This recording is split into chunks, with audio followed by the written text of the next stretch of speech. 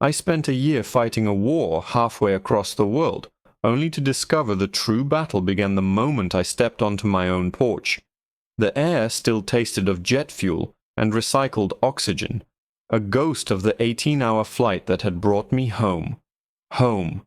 The word felt foreign, a concept I hadn't truly inhabited for the last 12 months. My boots crunched on the clean suburban sidewalk, a sound so different from the fine sand of Kandahar. The crisp fabric of my army combat uniform felt like a second skin, the sergeant's stripes on my chest a testament to a year spent in a world away from this one, a world of manicured lawns and minivans. All I wanted was to drop my duffel bag, hug my wife, and sleep for a week in my own bed. My house was just as I'd left it. A little yellow two-story with a porch swing my wife, Sarah, had insisted on. I smiled, fumbling in my pocket for the keys.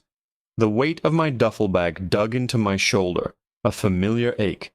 I was so close. I could almost smell the coffee Sarah always had brewing. My fingers finally closed around the cold metal of the key, but as I went to slide it into the lock, my exhaustion-fumbled hands dropped the entire ring. It clattered onto the concrete porch with a sound that seemed to echo in the quiet afternoon. I sighed, bending over to pick them up. That's when I heard it. Not the gentle hum of a neighbor's lawnmower, but the aggressive squeal of tires. I straightened up just as a police cruiser slammed to a halt at my curb, its lights flashing silently, painting my yellow house in strobing blues and reds. A white officer, burly and with a face set in a permanent scowl, burst from the driver's side, his hand already on the butt of his sidearm. "Freeze! Get your hands where I can see them! Now!" he barked, his voice a gravelly roar that sliced through the peaceful air. My heart hammered against my ribs. My training kicked in instantly. Slow movements, no sudden gestures. I raised my hands slowly, palms open, away from my body. My keys were still on the ground. "Sir, I live here," I said, my voice steady despite the adrenaline flooding my system. "I just got home from my deployment." I gestured with my chin towards the American flag patch on my right shoulder, the one sewn on just for this uniform. "Sergeant Miller, U.S. Army." The officer advanced, his partner now getting out of the passenger side. He didn't seem to see the flag. He didn't seem to see the rank on my chest or the name tape stitched over my heart. He saw a 6'2" black man in a strange-looking outfit on the porch of a house in a nice neighborhood. "I don't care who you say you are," he spat. His eyes narrowed into slits. "We got a call about a suspicious individual attempting to break into this residence." A suspicious individual. The phrase hung in the air, thick and poisonous. I knew exactly what it meant. My neighbor, Mrs. Gable, an elderly white woman who clutched her purse whenever I checked my own mail, must have called. Disbelief warred with a deep, weary anger inside me. I had spent a year dodging IEDs and firefights, serving the country this man swore to protect, only to be treated like a criminal on my own doorstep. "Sir, with all due respect, this is my house," I repeated, keeping my voice calm and level. "My wife is inside. My name is on the mailbox. If you'll just let me get my ID from my—" "Don't you move," he screamed, his face contorting with rage. He was now just a few feet away, his hand tightening on his weapon. "You think I'm stupid? You think you can talk your way out of this?" I saw it in his eyes then, a deep-seated prejudice that no uniform, no rank, no proof of service could ever penetrate. To him, my black skin was the only uniform that mattered, and it was one that automatically marked me as a threat. "I'm not trying to talk my way out of anything," I said, my patience fraying. "I'm trying to go home." I made a tiny, fractional movement, an instinctual shift of my weight, as if to gesture again toward the front door. It was a mistake. To his primed and prejudiced mind, it was aggression. He saw exactly what he wanted to see. "He's going for something," he yelled to his partner. Before I could even process the words, he lunged forward. There was a sharp hiss, and a searing, blinding pain exploded across my face. The world dissolved into a firestorm of chemical agony. My eyes slammed shut, burning as if they'd been filled with acid and glass. I couldn't see. I couldn't breathe. My lungs seized, desperately trying to reject the pepper spray that coated my throat. I staggered back, gagging and disoriented, my hands flying to my face by pure reflex, and then I felt it. The cold, unmistakable pressure of a gun barrel being jammed hard against my temple. "One more move," the officer whispered, his voice a venomous hiss right next to my ear, "and I'll put you down." The world was a universe of pain. Fire consumed my eyes, the chemical burn so intense it felt like it was melting my corneas. My lungs were on fire, each gasp for air a futile attempt to draw oxygen through a filter of liquid flame. But overriding all of that was the cold, hard circle of death pressed against my skull. I could feel the officer's hand shaking slightly, a terrifying tremor of adrenaline and hate. My life was balanced on the edge of his twitching finger. I focused on my breathing, the one thing I could control, just like they taught us in training. Slow, deliberate breaths, even if they felt like swallowing razors. Don't give him a reason. Don't be a threat. Be a statue. Then, a sound cut through my agony. A click. The sound of the deadbolt on my front door sliding back. The door creaked open. A sharp, terrified gasp. "David? Oh my God, what's happening?" Sarah. Her voice was a lifeline in an ocean of fire and fear. A new wave of adrenaline, this one protective, surged through me. She couldn't be here. She couldn't see this. "Get off of him!" she shrieked, her voice cracking with a mixture of terror and fury. "That's my husband! What are you doing?" "Ma'am, stay back," the second officer commanded, his voice less aggressive than his partner's, but still firm. "There's been a report of a break-in." "A break-in? He lives here." Sarah's voice rose to a scream. "He just got home. He's a sergeant in the U.S. Army. Can't you see his uniform? Get that gun away from his head." The pressure against my temple didn't ease. "He was non-compliant," the first officer grunted, his voice tight. He was trying to justify himself, to build a narrative that fit his actions. "Non-compliant? He was trying to pick up his keys," Sarah sobbed. I could hear her moving, the scuff of her shoes on the porch. "Look, they're right there on the ground. David, baby, are you okay?" I tried to answer, to reassure her, but all that came out was a strangled cough as another spasm racked my lungs. I needed water. I needed air. I needed this man's gun out of my face. I could hear murmurs now, other doors opening, the rustle of my neighbors peering out from behind their curtains. Mrs. Gable was probably watching with grim satisfaction. The humiliation was a fresh layer of pain on top of everything else. "Let me see some ID," the second officer said, his tone shifting. He must have seen Sarah, seen the keys, seen the absurdity of the situation beginning to outweigh his partner's frantic prejudice. His ID is in his wallet, in his pocket, which he can't get to because your partner has a gun to his head and just sprayed him with mace for no reason. Sarah was almost hysterical now. "I'll get mine. Don't move." I heard her run back into the house. The officer holding me didn't budge. I could feel his breath on my neck, hot and agitated. He was trapped. He'd gone too far, too fast, and now he had an audience. Backing down meant admitting he was wrong, and I could sense from his rigid posture that it wasn't something he did often, if ever. "Come on, Mark," the second officer said quietly to his partner. "Let's just take a step back." The gun remained. My world remained a tight, dark circle of pain and the cold steel at my temple. Then Sarah was back. "Here, look," she yelled. "Sarah Miller, this address.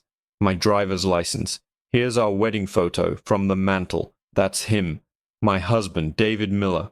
Now get the hell off my property and away from my husband.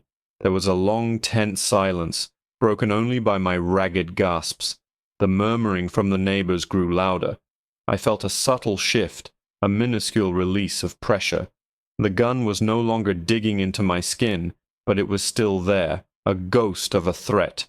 Finally, with a sigh of disgust, the officer took a full step back. I sagged against the doorframe, my legs threatening to give out. My hands were still near my face, trying to wipe away the chemical fire. Sarah rushed to me, guiding me toward the grass. "Get him some water," she screamed at the second officer. As she gently tilted my head back, trying to pour bottled water into my burning eyes, the first officer spoke. His voice was cold, devoid of any remorse.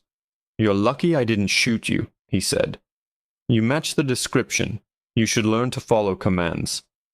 My rage, which had been simmering beneath the pain and fear, boiled over. I still couldn't see him, but I turned my face in the direction of his voice. But before I could speak, Sarah, my fierce, incredible Sarah, went rigid. She had stopped tending to my eyes and was staring straight at the officer's chest. Her crying had stopped, replaced by a sudden, icy calm. "You're right," she said, her voice dangerously low and steady. "We are lucky, because your body camera is on, and it." She pointed a shaking finger at the small black device clipped to his vest, its tiny red light blinking steadily. "And it just recorded everything." The officer, Mark, visibly stiffened. His eyes darted down to his own chest, to the small blinking red light that had been silently witnessing his every action, his every word. For the first time since he'd screeched to a halt in front of my home, a flicker of something other than aggression crossed his face. It was fear, the kind of raw, cornered animal fear he had just instilled in me. His partner, seeing the same thing, took a half step away from him, creating a visible distance. The power dynamic on my front lawn had just shifted, fundamentally and irrevocably. "What I did was by the book," Mark stammered, his voice losing its authoritative bark. "The suspect was non-compliant and matched a description." "The suspect?" Sarah shot back, her voice like ice. "The only suspect I see here is an officer who assaulted a decorated soldier on his own property. You didn't ask for ID. You didn't de-escalate. You saw a black man, and you drew your weapon. That little red light saw it too." The neighborhood audience was growing. People were on their lawns now, phones out, recording. The whispers weren't whispers anymore. They were audible murmurs of shock and disgust. A man who I recognized from down the street, a retired Marine, yelled out, "What the hell is going on here? That's Sergeant Miller. He just got back." The narrative was collapsing around Officer Mark, his flimsy justification of match the description dissolving in the bright afternoon sun. His partner finally stepped in, putting a hand on Mark's arm. "Mark, let's call the supervisor down. That's enough." He looked at me, his expression a mixture of pity and professional weariness. "Sir, I am truly sorry for this. We'll get you medical attention." I shook my head, my eyes still streaming, but the initial inferno beginning to subside into a throbbing ache. "No," I managed to croak out, my voice raw. "No medical attention, just your names, and your badge numbers, and a copy of that body cam footage." The next hour was a blur of flashing lights from a different set of police cars. A supervisor arrived, a lieutenant with tired eyes who looked like he'd seen this movie 100 times before.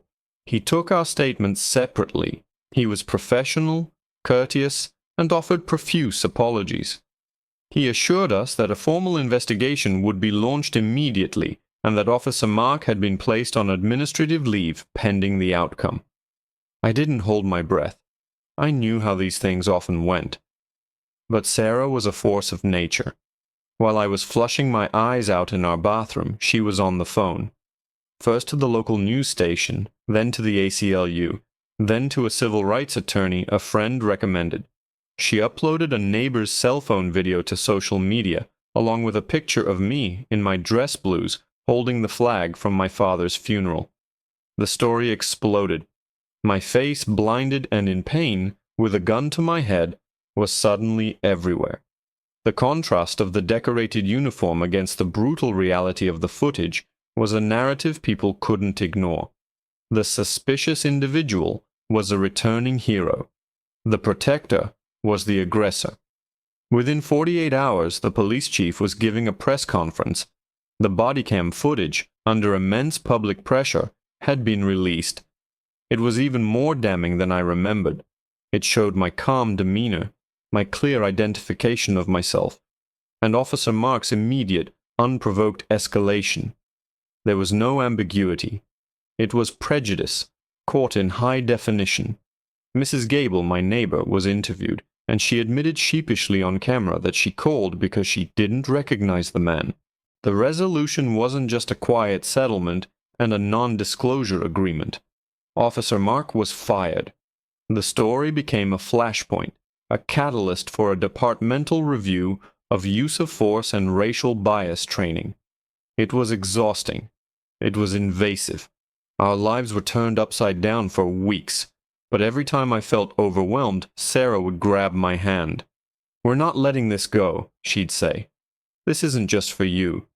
It's for the next guy who looks like you." A month later, things had started to quiet down. We were sitting on our porch swing, the one Sarah had insisted on, watching the sun set.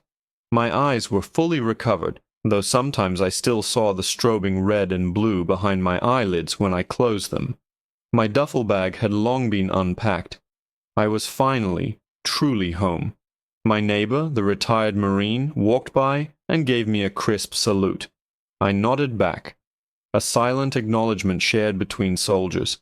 Even Mrs. Gable had shuffled over a week prior with a poorly baked apple pie as a peace offering. We accepted it. Change, I was learning, happens in inches, not miles. It was a long, brutal road back to this porch, a journey that took me halfway around the world and back, only to find the most dangerous battle waiting for me on my own doorstep. But as Sarah leaned her head on my shoulder, the uniform I wore that day hanging clean in my closet, I knew it was a fight we had won.